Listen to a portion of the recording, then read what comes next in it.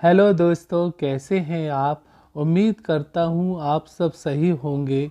मैं अनुज सारस्वत आपका स्वागत करता हूँ मेरी नई कहानी उल्लू का न्याय। कुछ समय पहले की बात है। एक वृक्ष पर एक कौआ निवास करता था। उसी वृक्ष पर एक तीतर भी निवास करता था। हम दोनों में काफ़ी स्नेह और प्रेम था। शाम को जब हम मिलते थे तो आपस में सुख दुख की बातें किया करते थे। इसी तरह हमारा समय बहुत सुखपूर्वक गुजर रहा था। एक दिन वह अपने साथियों के साथ बहुत दूर धान की नई नई कोपलें खाने चला गया। बहुत रात बीतने पर भी वह घोंसले में नहीं लौटा तो मुझे चिंता हुई। मैं सोचने लगा किसी शिकारी ने उसे बांध ना लिया हो। कहीं ऐसा ना हो कि उसे किसी उल्लू ने अपना भोजन बना लिया हो।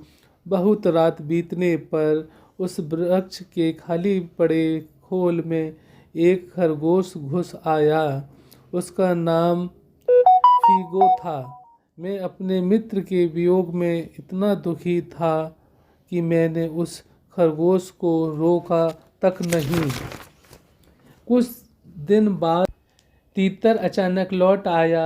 धान की नई नई कोपलें खाकर वह खूब मोटा ताजा हो गया था। उसने अपने घर में खरगोश को देखा तो क्रोधित हो उठा। वह खरगोश से खूब चिल्लाया। वह बोला, यह मेरा घर है, तुम्हारी हिम्मत कैसे हुई मेरे घर में घुसने की। तुम्हारे लिए अच्छा यही होगा कि फौरन यहाँ से चले जाओ। खरगोश की खरगोश भी अकड़ू था। वह कहने लगा, यह तुम्हारा घर कैसे हो गया। तुम जब रहते थे तब यह तुम्हारा घर रहा होगा। अब मैं यहाँ रहता हूँ अतः अब यह मेरा घर है। तुम अब मेरी बात से सहमत नहीं हो तो चलो किसी शास्त्रज्ञ व्यक्ति के पास चलकर इसका निर्णय करा लेते हैं। इस तरह लड़ते झगड़ते हुए जब वे दोनों चलने लगे तो मैं भी उत्सुकतावश उनके साथ चल पड़ा। उनकी लड़ाई और समझौते की बातचीत को एक जंगली उल्लू सुन रहा था। उसने अपने मन में विचार किया कि यदि मैं पंच बन जाऊं तो कितना अच्छा होगा।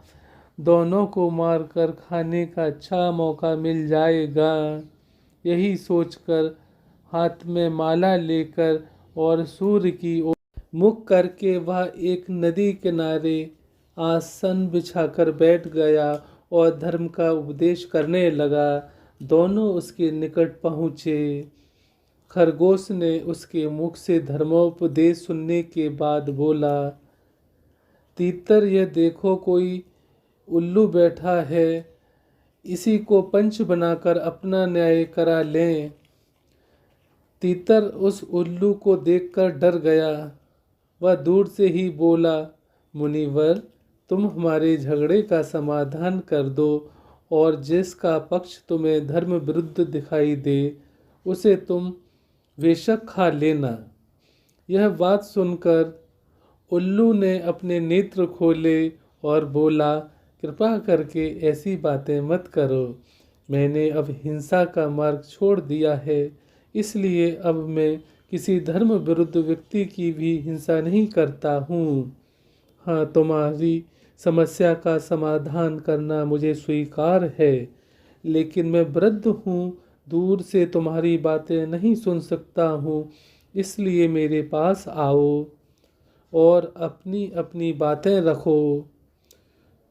दोनों ने उल्लू की चिकनी चुपड़ी बातों पर विश्वास कर लिया। दोनों ने उसे पंच मान लिया। फिर जैसे ही वे दोनों उल्लू के समीप आए, उल्लू ने झपट्टा मारकर दोनों को दबोच लिया और मारकर अपना भोजन बना लिया। अब हमारी कहानी खत्म होती है। अगर हमारी कहानी पसंद आए तो हमारी कहानी को लाइक करें, शेयर करें और सब्सक्राइब करें। Thanks for watching. नमस्कार।